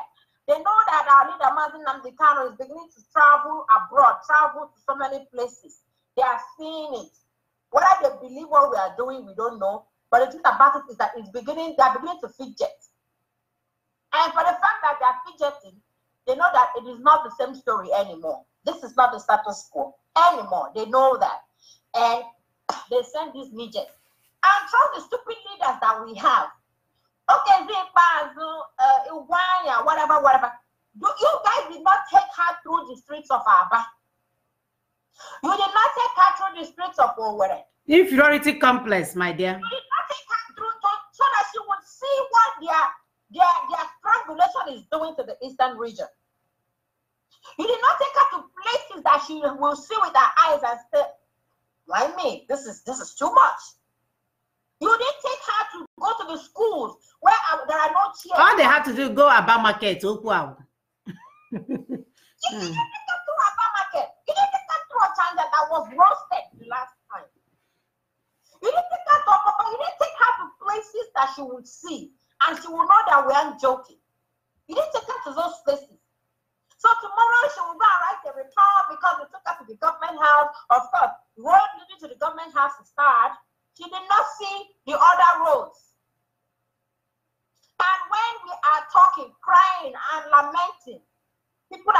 listen, because she's going to go there and you have dangerous report of what she saw. She's going to say nonsense. She's not going to give accurate detail of what she saw. She's only going to say, oh, she went to the government house, she waved at people, she took picture with the governor's wife, blah, blah, blah. That's what she will say. They would even look for an Ankara and wear for her so that she would look like she was part of the whole thing. But the truth about it is that our people don't get it. The stupid leaders, they are not even leaders, selected fools that they put there to man over us. They don't get it. We're no longer in this thing for fun. We want to get out of this quagmire. We want to get out of this. There are stupid shenanigans they keep putting up. We want to get out of it. Absolutely. We want to get out of it. And we are not mistaken. We know what we want. And we want to get out of it. Where a situation, a child will go to school and sit with lunch. Lunch will be offered at that school. Go to Rwanda. Rwanda is changing. Is changing the trend. I'm sure with time now, people will not start looking for visa to go to Rwanda. And I pray that the Rwandan government will not let them in, so that they will go back and fix our community. Our communities have to be fixed. It has to be. It has to be fixed. It has to be fixed ASAP. Our people just have to. They have to start getting it right. Yes. Thank you, my people. Thank you, Wachineke. Please, like I said, this is the time. The show is ending in the next 17 minutes. What I have been noticing is after this show, I'll be getting calls like crazy. Please, you have 17 more minutes to call in. Do not call us after 10. Our show is for 2 hours alone. So thank you guys for listening. We are still live and direct. So we must continue to propagate this gospel of the truth, to analyze the our life situation critically, because without that, we are wasting our time. You know, before this Biafra comes, like our brother George will say, if that Biafra comes now, I don't want it. If it comes, because our mind is corrupt, our heart is corrupt, our head is corrupt. And we don't really blame our people. We're not blaming our people at all, because the situation made it impossible for you guys to live your best life. Call out your name and where you're calling from. Call out, you on the air, your name and where you're calling from. Yeah, I'm calling from Germany. Oh, Tutuoma, good morning from here. Okay. Please, I want to... All right. So our brother got disconnected. So we have to, you know, realign our or strategize in a way to get out of this mess they have put us in. But like my sister said, they gave us $20 and turned us into the survival of the fittest. Before we knew it, we are fighting our brothers and sisters just to get on top. Before we knew it, we are selling our villages just to connect with Ndawasa Fulani so we can get our contract. Before we knew it, it became the norm. So now you will steal and destroy your brothers and swallow your brothers. When you make money, Christmas, you give them rice to massage their spirit. And this custom continued in our midst. If it's about because we have reduced our people to hungry people. So all they're waiting now is, oh, if I say something bad about someone at Houston, there goes my bag of rice at the end of Christmas. So these people will sit. Israel harassing the Fulani for Namaka reeling. You may make anything wrong. They can't challenge you. They cannot tell you the truth because their bag of rice depends on you. This is what we have reduced our people to. So when we are, you know, calling on our people, we are not blaming you. We know why you're where you are right now. We know how you got where you are. We know why the criminal mind has to be there for you to survive. Like, we cannot sit here in America and say, oh, it's okay. I don't know what I will do if I'm being back up to a wall. I can honestly tell you here, I don't know what I will do. I have never been in that situation. I know it's a tough situation to be in, especially for us mothers. You know, we have reduced our sisters and brothers to prostitutes. Our men, like our sisters said, they will come in, they will eat the best food, the best meat, the best thing. Whereas their counterparts in other places will ensure their children, they would rather go to bed hungry than their children not to eat. But the burden of all of this is put on our mothers. They will fend for their children, they will fend for their mothers, they will fend for their husbands, they will fend for the Ndebeha. And even the baby had the ones that didn't know why she's there and eating their brother's food. The same food the brother did not pay for. And you reduce our people to struggling and struggling for everything. They are struggling for everything, you know, to the point that even the good morning that is being said to you is a lie because they have an intention. They're hoping they will deceive you with the good morning. You will turn around and they will take your wallet and go find something to eat. And this is normally, there are people who they are very proud. If they're in a situation where they will see something to do to make money to keep their pride, they will do it. I know they will do it in a heartbeat. But we have taken away everything from them, reduced them to chicken that has been stifled, put in a cage somewhere, no food for years. So now when they see food, they are telling the person that is bringing the food, "Oh, you really, really like me." And they didn't know the person is using the food to control their emotions. They are not even alert enough to know my emotions. They just want to eat and survive. And we're asking for those who are in a good place to help our people to come through, to help our people during these critical situations. You know, we know now they have closed the borders. We know now they are burning our markets. We know that now hunger not in the land. What is our big brothers and sisters doing? You guys are the one that set up this government that is not working. You're the one hailing one Nigeria. You're the one supporting it. Now, what is the plan for those widow, hungry mothers with 7 or 8 children? Because God is not coming down to do it. Instead, God will ensure everybody will die because he's not coming down. What is the plan? What are we doing to help our people? What are we doing to help our people? I know there's the lucky one overseas or in diaspora may be able to get some help. But there are some people that don't know anybody in our back, talk less of Lagos, talk less of outside the continent. Who is speaking for them? Who is fending for them? And we're asking our people to be honest. We are asking our people to critically appraise their life situation. Matter that and only judge. Only God will judge that one. Only judge. But we're not waiting for him. Those days are gone. We are not waiting for us to go to heaven and receive our reward. Hell no. No.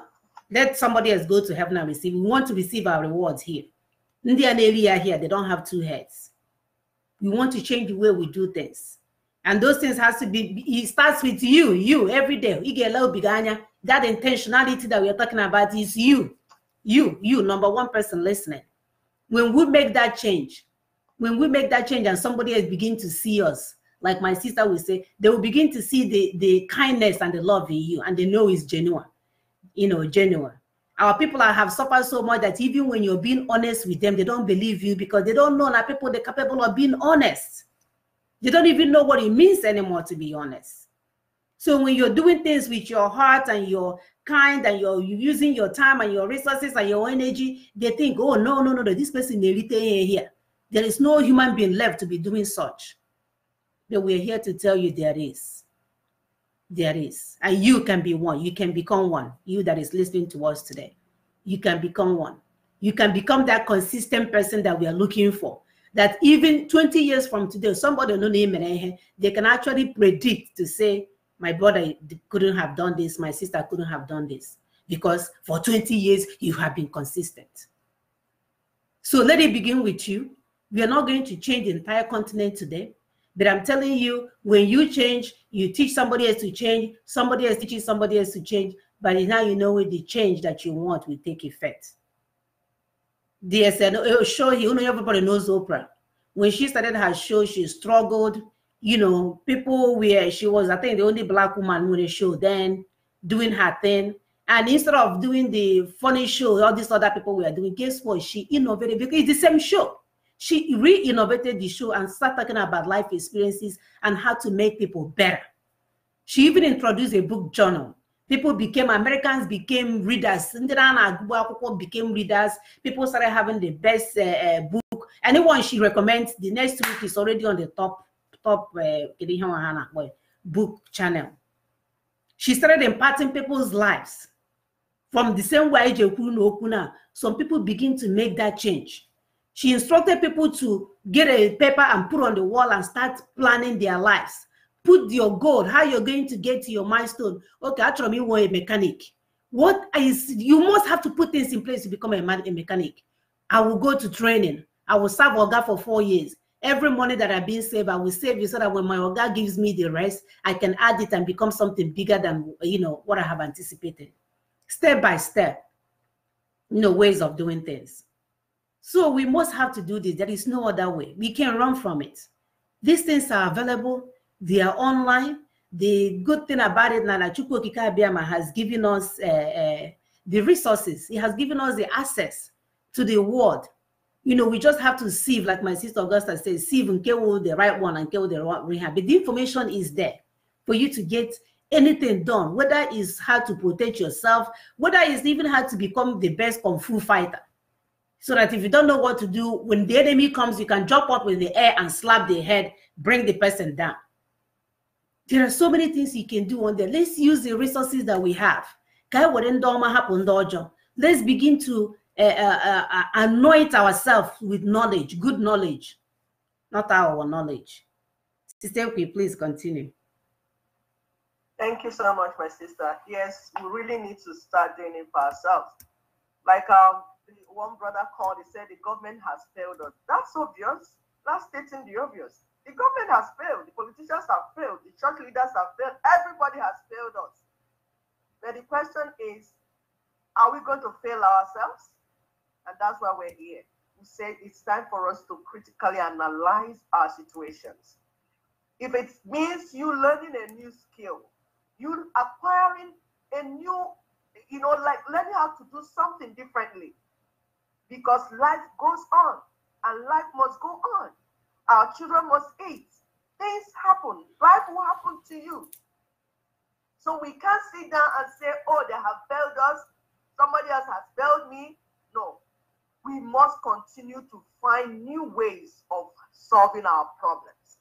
If I can solve this problem alone, I can form a cooperative, find other people that are in the same problem with me, and then we come together. If I have 10,000, you have 10,000, you have 10,000, we come together and set up something that will help us. It's time to make that change, and that change begins with me, because I'm the only one that can tell myself the real truth. You might pretend to other people, but you cannot pretend to yourself, except, of course, if you are brainwashed, because that's part of what has happened to us. They washed our brains until our brains began to lie to us. You know, we just sit down, the brain will be giving us signal that is not there. The brain will be lying to you. So it's time we are saying it's time to sit down and ask those necessary questions. Who am I? What is my identity? What is my roots? Where did I come from?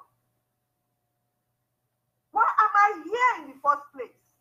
Am I an accident? Why am I here? There's a problem, at least one problem that Chukwu created you to solve. At least one. For some, it is many. But for you to find out who you are, you have to do that soul searching. I was talking to a pastor yesterday. He said, oh, that's a new faith. I said, it's not really new faith. It's called realism. Being real to yourself, real to your neighbor, real to your God. Not carrying fat Bible up and down, deceiving people. They are looking at you and calling you pastor, calling you big title. But you know you don't even serve God. You know that God that you're calling doesn't even know you. But you're putting up a facade, and everybody's looking at you and say, man of God, woman of God, and you neko. No, it's not helping us anywhere. I told him, I said, the Christianity that cannot free you and your people is not the real one. It's fake. Christianity is about freedom. But if it does not free you and your people, then somebody has taught somebody something that is wrong. They didn't give you the original copy. You have fake copy. So it's time for us to go back and say, oh, what have you been practicing? What have I been practicing? This thing I've been practicing, has it made sense? Has it helped me? Has it helped my family? If it hasn't, It's obvious you acquired the wrong knowledge. And it's time for us to go back to God. I talk more about spirituality. Because spirituality is about connection to God, connection to your creator, connection to your maker. Then he begins to talk to you directly, not through anybody. Directly, he will speak to your soul. He does. To your mind. He does. Yes. Is anybody calling yet? No, we're about to end. Go ahead. Okay. So he will speak to you directly. You will stop deceiving yourself and deceiving your people. And then you can even call your family members. You have a real meeting. That's truth meeting. And you say, what do we do? Even your last child can give you an idea that will work. Yes. Because God speaks to children. Yes. I'm a living testimony. And sisters, thank you for listening to us. I appreciate everyone so much. May God continue to keep us in this struggle and not to continue and to get to Biafra, because we must get to Biafra. Free Biafra, because we're already Biafrans. But we'll get to the Biafra that is free. Biafra that has arisen to take our place of pride in this world. Thank you very much. Thank you. Sister Augusta, your final statement. We are about to end. Yes, thank you. Thank you, everybody, for always showing up. And I just want to remind us that the show is not just for women. Men should call in, because last week somebody was saying it's the only women that call in. No, everybody's entitled to call in. Call in if you have suggestions. Call in if you have answers to our problems. Call in if you have solutions. Even call in if you have problems too. Because from the problems, if we do not deny knowing that we have problems, then the situation is almost self-solved. And I'm told that, or we all know that problem discussed is half solved, because you have to discuss it and you figure out the solutions. So everybody should be, out there. We try to restore Biafra, and we need to continue to sell the branch name Biafra. We need to sell it to all at Sandra. We need to sell it at our schools. We need to sell that name everywhere. If we don't, it would be over us. Whatever comes, then it means it's our own mistake. This time around, our eyes are open. We have woken up, and we are praying that others should wake up too. So, Sister Mona, before we go, by the time we are done, go ahead and play that music again, so that our people will wake up. They need to start waking up. The time is for us all to be part of the struggle. It's not meant for a few people. Whatever you know how to do, start doing it, so that everybody will know that we are talking about Biafra. Thank you, my people. Thank you so much, Sister Mona, Sister Ekwe. Thank you, Wachinek. And of course, we call on lovers of freedom and defender of equity and liberty to stand and be counted. Boycott all things against your freedom, be it Hausa Fulani product, be it the churches, whatever it is that is holding your spirit man down. Boycott them all. We must understand that this struggle belongs to all of us. Every Biafran is a stakeholder, and Biafra restoration is our civic duty. We need to fight together to face one common enemy. And of course, now we know it's the Zoo government and their Fulani counterparts. Do not sit down and be waiting for others. Others will come for freedom fighting when it's needed. For any common sense thing that you do for this restoration products, services or restoration projects, please go ahead. You do not need any order from anyone. If you make sense, if you help our people, if you're innovative, if there's something that you can do to get it going, please do so. You know that the Fulanis, they have an agenda. They have an agenda to take over our land. They have an agenda to dig the Quran in the Atlantic Sea. They have divided this work into different sections. Some of them are in politics, some of them are in business, some of them are in banking, some are marrying your daughters, some are carrying cattle all over our land, pretending to be wanderers, but they are foot soldiers. Some are even into terrorism. They know how to kill people. They go to learn how to do jihad and cut people's head off. Some are in overseas learning. Some are working through, other things that they're doing to ensure their own restoration project. So please, Umuchineke, wake up. We cannot stand by while they complete their work. Biafran, we must wake up, like my sister Augusta said. It's a good song that goes with our topic today, Tetano Nora. the Tanonora, we're not looking for people that are just physically awake. We want people that is spiritually awake so that you can be sensing the signal from Chukwu Kikabiam, because that's what will help us in what we are doing. Subscribe to our YouTube channel. We are known as Biafra Women Show, Daughters of Truth, in brackets. You know, our show is there, so please share with other people. And then we wanted to start this thing, you know, our question of the week and video of the week. So our question of the week thing, we have a video for you guys to watch just to see how that plays out. You watch the video. Next week, we're going to ask a question based on that video and congratulate who gets it on. So we want to do something different. We want to be using this platform to educate our people, because there's a lot of education to be done. Our people are yearning to learn more. They're yearning to do more. They're yearning to do better, you know, especially our young ones. If we can get them young and begin to change their mindset, then we'll not have this much problem on our hands. So thank you so much. We are going to play that song again. We'll play our normal closing song, and then we'll finish up with the Tetanonora song. By the way, our video, like I said, is on our Facebook platform. The video of the week is a little summary about colonization of Africa, how these people sat in their bedroom and decided how our fate would be today. That's why we are all in hell. Somebody did that. They got together, got us like a cake and cut up and said, Okoro, take this one, Amadi, take this one, Onyenka, take this one, and to help to the people that owns the property. And at the end of the day, they end up forming what they call Commonwealth. And it's a Commonwealth. And Commonwealth are living large. So who is deceiving who here? So if you get a chance, watch the video. It's there on our Facebook platform. And this is our ending song for today. And then we'll finish up with Tetanonora.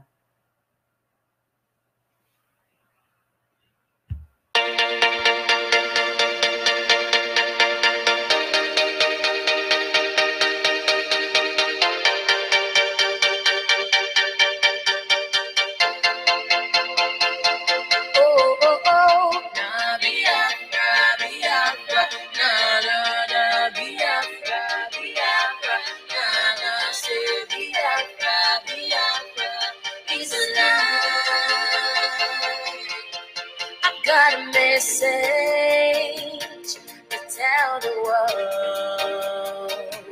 Every race, every language, please answer when I call.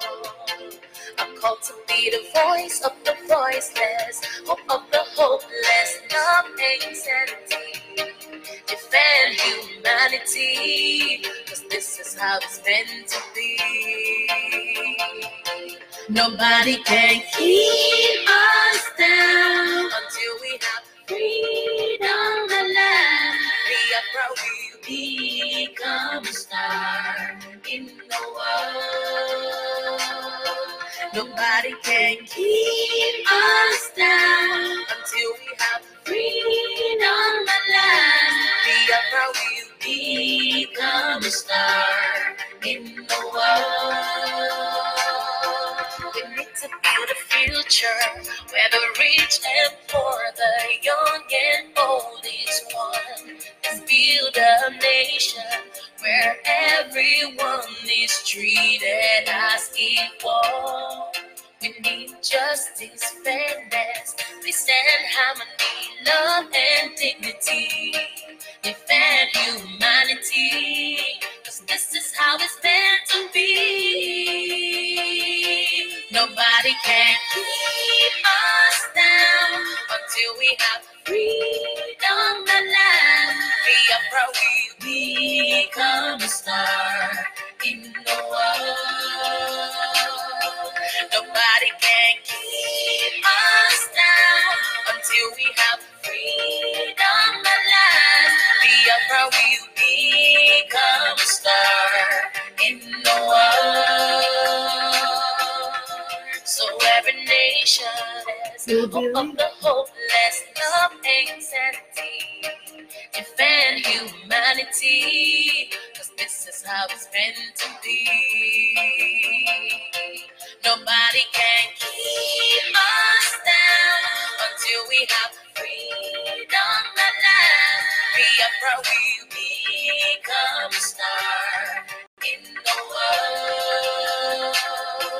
Nobody can keep us down until we have freedom at last. Biafra will become a star in the world. We need to build a future where the rich and poor, the young and old is one. And build a nation where everyone, because this is how it's meant to be. Nobody can keep us down until we have freedom at last. Biafra will become a star in the world.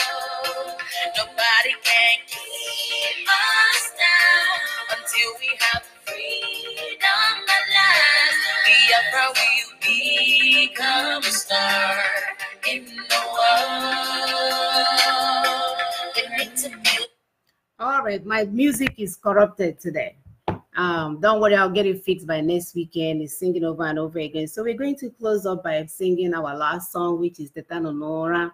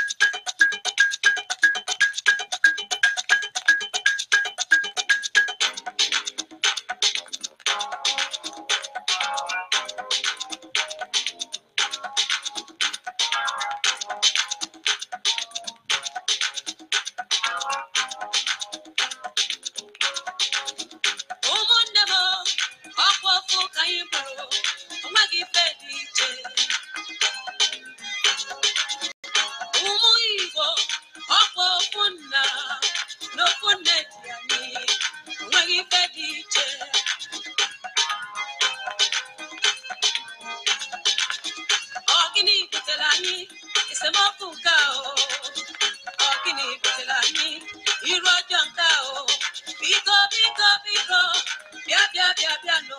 Kayi welo for me. Ayi ko panondoma.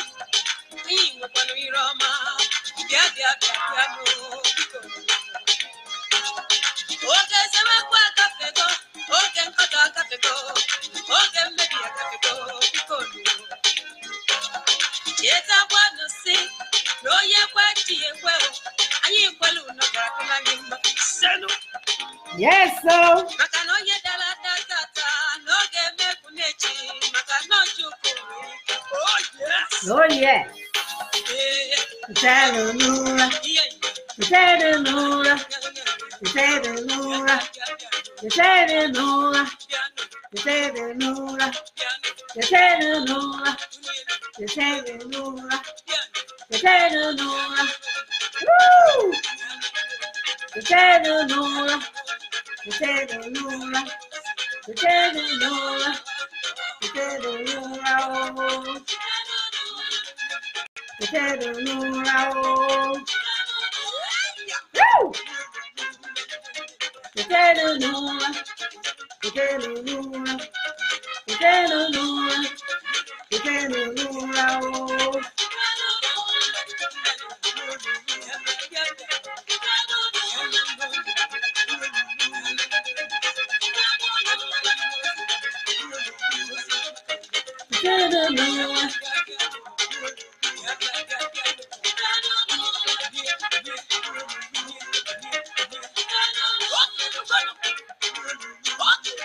Yes, so this is the time, oh, we have no time. We have no time. Time waits for no one. Potato Nora, so we can move. Potato Nora. Potato Nora. Potato Nora. Potato Nora. Potato Nora. What's naked? Potato Nora. Potato Nora. Potato Nora. Potato Nora. Potato Nora. Potato Nora. Potato Nora. Potato Nora. Oh, Potato Nora. All right, so what you like? Potato Nora. This is a team song. I think I got to be there on to Potato Nora. When we get Potato Nora, we have work to be done. We need men, we need women, we need children. Everybody, all hands on deck, so we can move. We'll see you guys again next week. We love you guys. We are one family. We are here to do the needful, and no one can stop us. Remember, we are all stakeholders. This is your company. This is your nation, not somebody else's nation. It's not going to belong to anyone. It's going to belong to all of us. So whatever you can do at your neck of the wood, because we don't know. Thank you so much. Till we see you guys again next week.